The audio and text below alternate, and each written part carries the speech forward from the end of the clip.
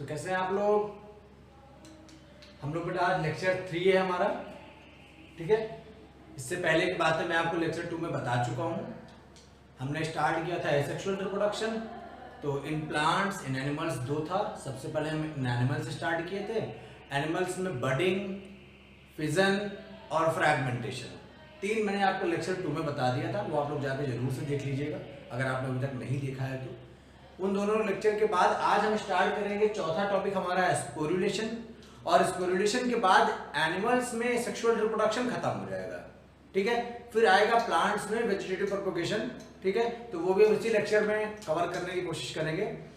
आज हमारा टॉपिक है एसेक्सुअल रिप्रोडक्शन में स्पोरुलेशन का, ठीक है। तो स्पोरुलेशन के बारे में आपको बता दूं, स्पोरुलेशन एक एडवांस टेक्निक है। स्पोरुलेशन एक कह सकते हो एडवांसमेंट है किसका? मल्टीपल फिजन का। अच्छा, एक्चुअली प्रॉब्लम क्या हुई देखिए, मल्टीपल फिजन क्यों हो रहा था मैं आपको बता रहा हूं कि मैक्सिमम लोगों में मल्टीपल फिजन होने का मेन रीजन था अनफेवरेबल कंडीशन, ठीक है। अनफेवरेबल कंडीशन में ऑर्गेनिज्म चाहता था कि नंबर ऑफ प्रोजेनी उसकी ज्यादा प्रोड्यूस हो जाए। क्यों?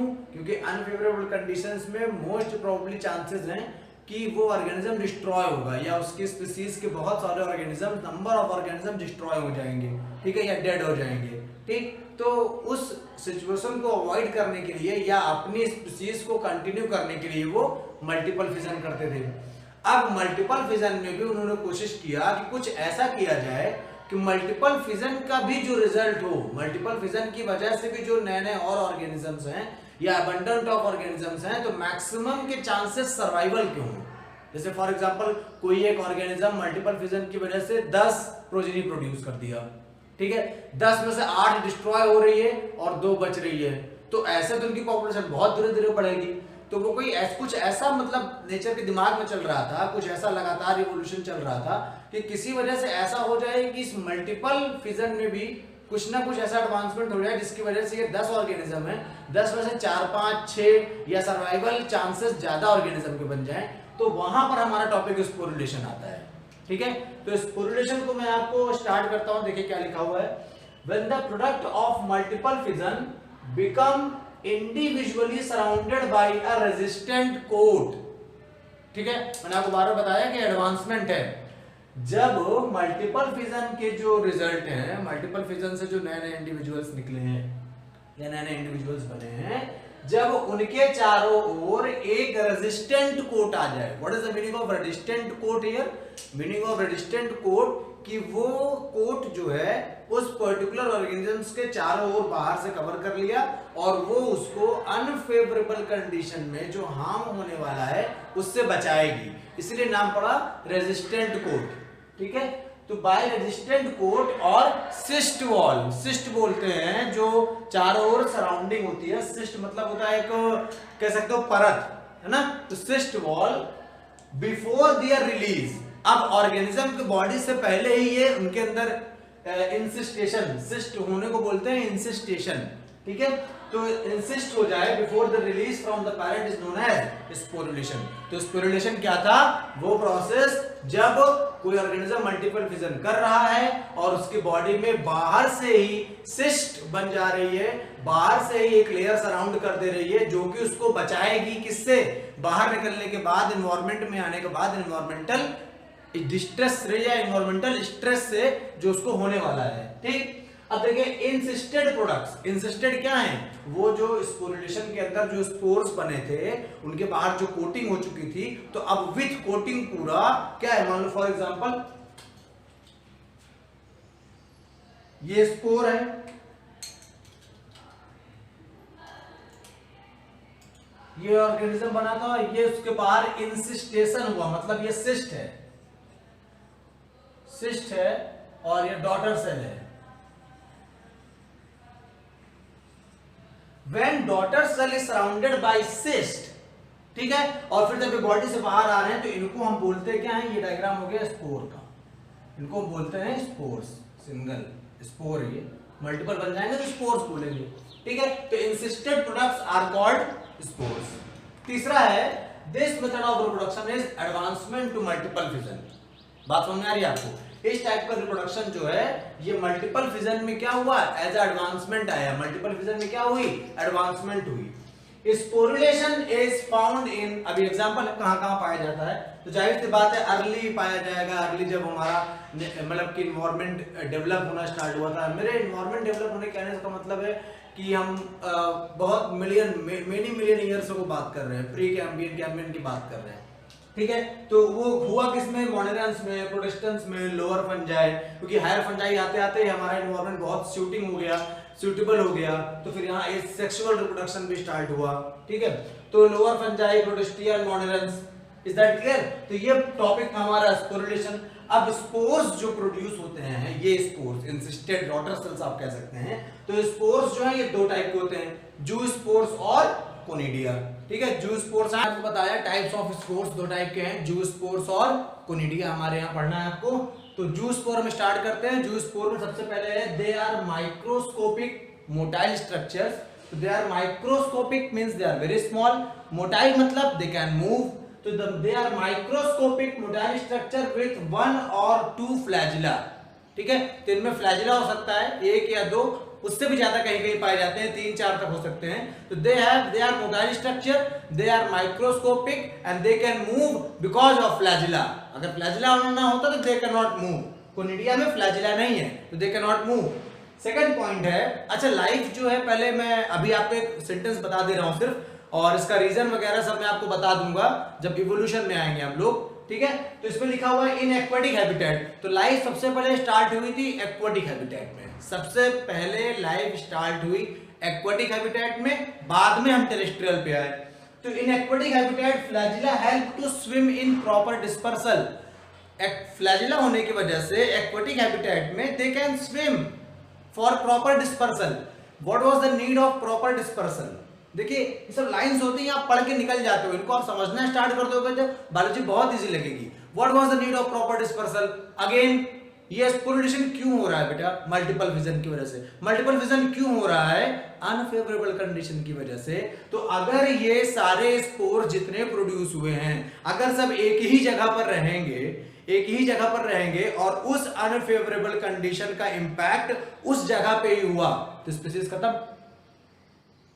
तो होता क्या था, जब अनफेवरेबल कंडीशन आती थी ना, तो ये लोग कोशिश करते थे कि प्रॉपर्ली डिस्पर्स हो जाएं अलग अलग स्पेसेस में या अलग अलग प्लेसेस में डिस्पर्स हो जाएंगे। तो फॉर एग्जांपल एक बड़े से पॉन्ड में अलग अलग प्लेसेस में डिस्पर्स हुए, अनफेवरेबल कंडीशन का इंपैक्ट आधे पॉन्ड में पड़ा, आधे में नहीं पड़ा। तो जो आधे में पड़ा उस आधे के ऑर्गेनिजम्स तो डिस्ट्रॉय हो गए, लेकिन आधे जब ये प्रॉपर डिस्पर्स हो गए थे वो तो बच गए ना।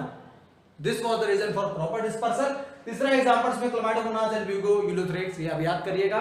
ये हैं जूस्पोर्स, ये इनका न्यूक्लियस है, सेल बॉडी, और ये फ्लैजिला है, ठीक है। नेक्स्ट हमारा कोनिडिया, ये लोअर प्लांट्स में पाया गया है। फंजाई में आप कोनिडिया के बारे में पढ़ते हैं। They are non motile exogenous, they can not move because they do not have flagella. Exogenous मतलब, एक्सो मतलब होता है बाहर, जीनस मतलब ऑर्गेनिज्म, मतलब जीनस मतलब जिस जीनस का है। तो एक्सोजिनस देखिए बॉडी के बाहर ही निकल रहे हैं, इसलिए इनका नाम पड़ा एक्सोजिनस, ठीक है। एंडोजिनस होता तो बॉडी के अंदर ही स्पोर्स बन रहे होते।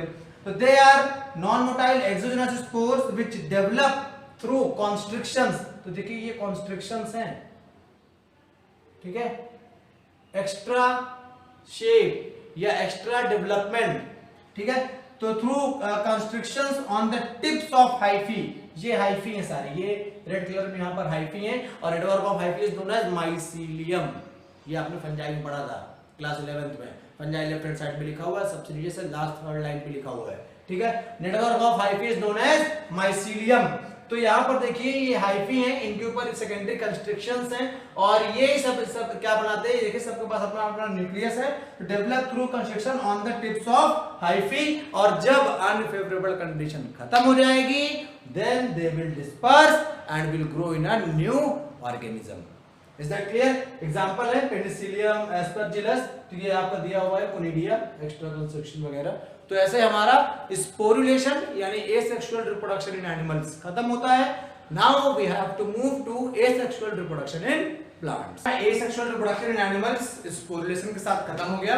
हमारा टॉपिक है एसेक्सुअल रिप्रोडक्शन इन प्लांट्स, जिसमें सिर्फ एक टाइप का ही सेक्सुअल रिप्रोडक्शन होता है, वो है वेजिटेटिव प्रोपोगेशन। ठीक है, तो वेजिटेटिव प्रोपोगेशन क्या होता है, कोई भी प्लांट का वेजिटेटिव पार्ट अगर प्लांट से डिटैच हो गया और उससे नया प्लांट अराइज कर गया तो that is known as vegetative propagation, और जिस पार्ट से अराइज किया है that part is known as vegetative propagule. बहुत सारे पार्ट डिटैच होते हैं, सब में से नहीं नया प्लांट निकलता है, तो जिस पर्टिकुलर पार्ट से नया प्लांट निकल आया तो उसको बोलेंगे वेजिटेटिव प्रोपोग्यूल। यहाँ पे लिखा भी हुआ वही बातें, process of formation of new plant from detached vegetative part of the parent plant, और दूसरा these vegetative structures are called vegetative propagules, और this process help in multiplication of seedless plant। Very important, क्योंकि seedless plant में ही ये sexual reproduction होगा। अगर plant seed वाला हुआ तो जाहिर सी बात है इट विल सीड जो है फॉर्मेशन किसका है, सेक्सुअल रिप्रोडक्शन का, तो गैमेट्स रहे होंगे, और जब गैमेट्स रहे होंगे तो किस बात का है, सेक्सुअल रिप्रोडक्शन, फिर तो सेक्सुअल रिप्रोडक्शन हो गया। तो सीडलेस प्लांट में ही वेजिटेटिव प्रोपोगेशन होता है। एग्जांपल है आपका शुगर केन, बनाना एटसेट्रा। अब देखिए वेजिटेटिव प्रोपोगेशन जो है वो दो टाइप का होता है, नेचुरल, आर्टिफिशियल। दो टाइप का, नेचुरल और आर्टिफिशियल। हम लोग स्टार्ट करेंगे नेचुरल के बारे में।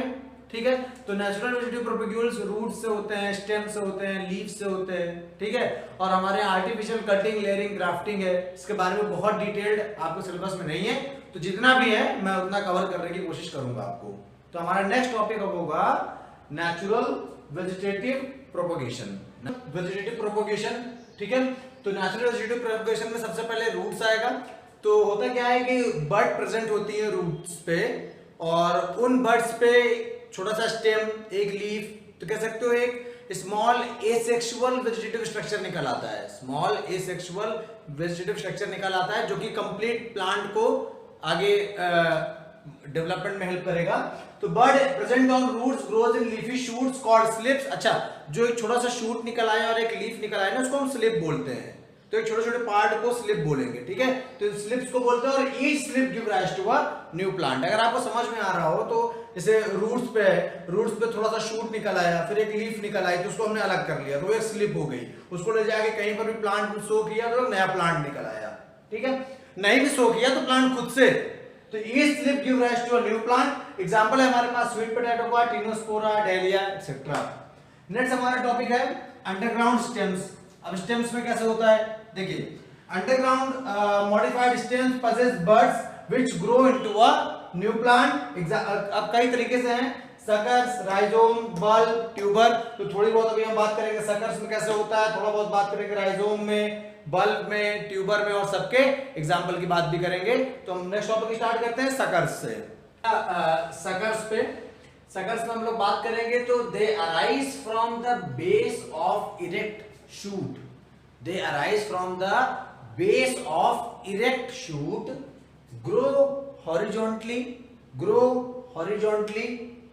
ये मतलब horizontal है, ये vertical है, तो grow horizontally in the soil and then come out to form a new aerial shoot। तो कहते क्या है, they rise from the base of erect shoot। erect मतलब vertical, तो एक vertical shoot के base से, एक vertical shoot के, एक वर्टिकल शूट के, ये एक वर्टिकल शूट है मान लीजिए फॉर एग्जांपल, इसके बेस से अराइज करेंगे, सॉइल पे रन करेंगे और फिर ग्रो कर जाएंगे ऐसे। ठीक है, तो they arise from the base of erect shoot, grow horizontally in the soil and then come out to form a new aerial shoot. Example है मिंट, क्रिसैंथेमम। दूसरा हमारे पास राइजोम का, तो these are modified stems which buds and sufficient food storage. ठीक है, तो ये बर्ड्स हैं, मतलब they detach and with sufficient food storage होने का फायदा क्या है कि they can move from the parent body. Parent body से क्यों मूव हो सकते हैं, क्योंकि इनके पास पेरेंट बॉडी के पास चिपके क्यों रहेंगे, खाना चाहिए होगा, बट इनके पास है एबंडेंट फूड स्टोरेज, तो ये निकल जाएंगे, डिटैच होंगे और कहीं दूर जाके a piece of rhizome containing bud give rise to a new plant. ठीक है, थोड़ी दूर जाके भी ये ग्रो कर सकते हैं। एग्जांपल है जिंजर, टर्मरिक, बनाना। और हमारा नेक्स्ट टॉपिक है बल्ब। बल्ब से कैसे होता है, they are highly reduced underground stem. Highly reduced मतलब बहुत कम साइज में होंगे। Highly reduced underground stem with a number of buds. इसमें नंबर ऑफ बर्ड्स बहुत ज्यादा होंगी। अनियन है, लिली है, गार्लिक है, हो सकता है आपने कभी इनका प्लांट देखा हो तो आप इसलिए समझ पाएंगे इन लोगों को। ठीक है। चौथा हमारा होगा ट्यूबर्स के बारे में। ट्यूबर्स के बाद हम बात करेंगे क्रीपिंग स्टेम्स के बारे में। फोर्थ हमारा है tuber. They are modified underground stem branches having several buds. Modified underground stem branches having several bud, for example eyes of potato. ये तो आपने अपने घर पे ही देखा होगा, जब बहुत दिनों तक आलू आप रख देते हैं तो आलू से कुछ ट्यूब निकलने लगता है, ठीक है, तो आप करते क्या, उसको हटा देते हैं। बट बेटा वो जो जहां से ट्यूब निकल रहा है ना, वो एक्चुअली रिप्रोडक्टिव स्ट्रक्चर है, वो ट्यूबर है, वो आई का ट्यूब है। वहां से अगर आप कट करके आलू को ले जाके जमीन में सो कर देंगे, सॉइल में सो कर देंगे, तो वहां से नया प्लांट निकल आएगा आलू का, ठीक है। तो वो आपने देखा होगा वो आई ऑफ पोटैटो। नेक्स्ट हमारा क्रीपिंग स्टेम्स। ये था भी अंडरग्राउंड स्टेम्स, जिसमें हम सकर्स, रनर्स और सकर्स, राइजोम्स, बल्ब, ट्यूबर की बात किए थे। अभी हमारा है क्रीपिंग स्टेम। क्रीपिंग स्टेम में दो लोग आएंगे, रनर्स और ऑफसेट। तो क्रीपिंग में क्या है, they can be categorized into runners और ऑफसेट। रनर्स क्या होते हैं, they produce adventitious roots. Roots तीन टाइप की हैं, चैप्टर 5, ठीक है, class 11 morphology of flowering plants. तो उसमें रूट्स तीन टाइप की दी हैं, प्राइमरी मतलब टैप रूट, फाइब्रस रूट और एडवेंटिशियस रूट, ठीक है। तो ये they produce adventitious root at nodes and each node give rise to a new plant.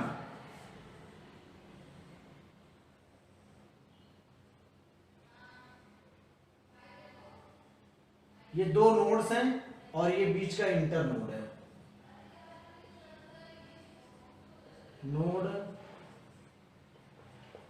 Node और ये बीच का इंटर नोड। दो नोड के बीच की डिस्टेंस जो होती है उसको इंटर नोड बोलते हैं। They produce adventitious roots at the nodes and each node give rise to a new plant. Example आप याद करिएगा। ऑफसेट में क्या है, they are one internode, they are one internode, they are one internode, यानी इसकी बात कर रहा है सिर्फ इस portion. They are one internode developing tuft of leaves at the apex, और ये अपने टॉप मोस्ट पॉइंट पे यानी यहां पर टफ्ट ऑफ लीव्स बना लेंगी, और इन्हीं टफ्ट ऑफ लीव्स से एक नया प्लांट निकलेगा, ठीक है। तो अंडरग्राउंड स्टेम हो गया आपका, क्रीपिंग स्टेम हो गया, ठीक है। नेक्स्ट टॉपिक हमारा होगा एरियल स्टेम, फिर उसके बाद हम लोग पढ़ेंगे लीव्स और फिर बल्बिल, ठीक है। इसके बाद हमारा नेचुरल वेजिटेटिव प्रोपगेशन खत्म हो जाएगा, फिर आर्टिफिशियल स्टार्ट होगा। हम आते हैं एरियल स्टेम्स पे। एरियल स्टेम्स पे लिखा हुआ है when any segment of plant fall on the ground and develops into a new plant.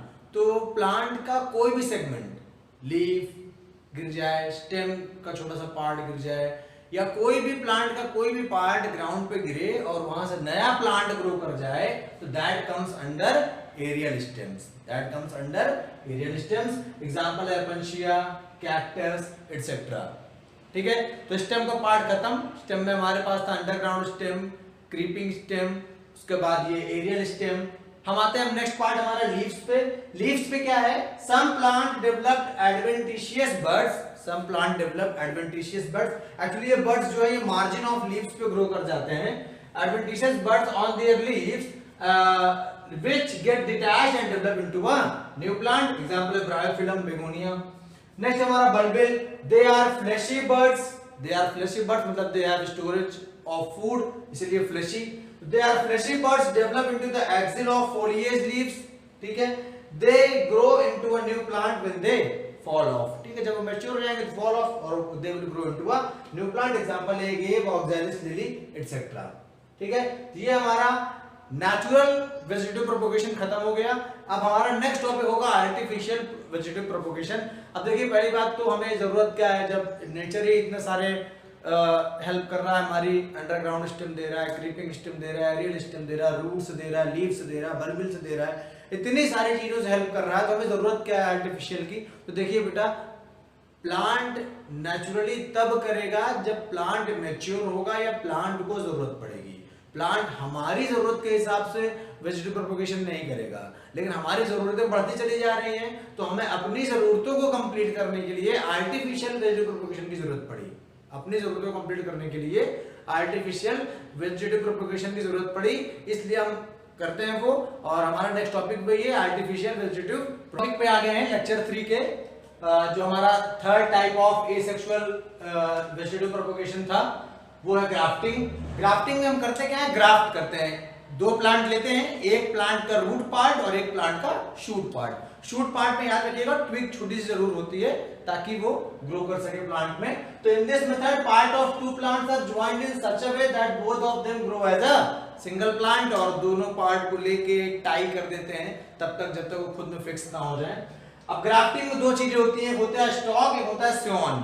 ठीक है, स्टॉक क्या होता है, रूटेड सपोर्टिंग पोर्शन। तो जिस प्लांट का रूट लिया जाता है उसको स्टॉक बोलते हैं, और स्कियोन या सियोन आप जो भी बोलना चाहें, तो स्कियोन जो है वो joint with the twig of another plant. और जिस प्लांट का ट्विग लेते हैं वो स्कियोन होता है, जिस प्लांट का रूट लेते हैं वो स्टॉक होता है। अब देखिए एसेक्सुअल रिप्रोडक्शन में मैं अगर थ्योरी की बात करूं तो it's very important for class 12th students. ठीक है, आपको कुछ भी पूछा जा सकता है बेटा, तो थ्योरी में क्लास 12th में आप सब कुछ तैयार कर लीजिए। एनसीईआरटी जरूर से एक बार पढ़ लीजिए सेक्सुअल रिप्रोडक्शन इन प्लांट्स, और जिसके बारे में अगर एनसीईआरटी में सिंगल लाइन ट्यूबर भी लिखी है और उसके बारे में कुछ नहीं लिखा हुआ है तो इसका मतलब ये है कि आपको ट्यूबर के बारे में जानकारी होनी चाहिए। ठीक है, एनसीईआरटी बहुत कॉम्पैक्ट है लेकिन बहुत यूजफुल भी है, आपको पढ़ना एनसीईआरटी है। मेडिकल वालों को भी बता रहा हूं और ये इनको मतलब बोर्ड वालों को भी बता रहा हूं कि आपको पढ़ना तो एनसीईआरटी है, लेकिन अगर एनसीईआरटी में कोई वर्ड एक बार दिया भी हुआ है वर्ड तो उसके बारे में आपको पूरी जानकारी होनी चाहिए। तो पहले आप एनसीईआरटी जरूर पढ़ लीजिएगा। बाकी 12th वालों के लिए थ्योरी इंपॉर्टेंट है, मेडिकल वालों के लिए थ्योरी इंपॉर्टेंट नहीं है बेटा ज्यादा। आपको एग्जाम्पल याद रखना है कि ट्यूबर का एग्जाम्पल कौन है, बल्बिल का एग्जाम्पल कौन है, कटिंग किस में हो रही है, कटिंग में स्टेम से में किस में हो रहा है, रूट से कौन सा एग्जाम्पल है। तो आपको एग्जाम्पल मेनली याद करना है, थ्योरी आपको ज्यादा याद नहीं करनी है। लेकिन 12th के बोर्ड वाले बच्चों को बोलूंगा कि बेटा आपको थ्योरी बहुत इंपॉर्टेंट है, आप थ्योरी याद करिए जरूर से। ठीक है, क्योंकि अगर आप एनसीईआरटी में एक सिंपल सा वर्ड भी दिया हुआ है तो उसके बारे में पूरी जानकारी एनसीईआरटी ये समझता है कि आपको उसके बारे में पूरी जानकारी होनी चाहिए और वो आराम से बोर्ड के एग्जामिनेशन में आपके हो सकता है। तो लेक्चर 3 हमारा यहीं पे स्टार्ट होता है। कल हम स्टार्ट करेंगे लेक्चर 4 में सेक्सुअल रिप्रोडक्शन स्टार्ट करेंगे। अभी फ्लावरिंग प्लांट्स चैप्टर 2 का नाम ले रहा था मैं। कल हम स्टार्ट करेंगे सेक्सुअल रिप्रोडक्शन और वो प्लांट्स में कैसे, एनिमल्स में कैसे, फिर उसके बारे में डिटेल्ड बात करेंगे। Bye, till then take care, stay home, stay safe.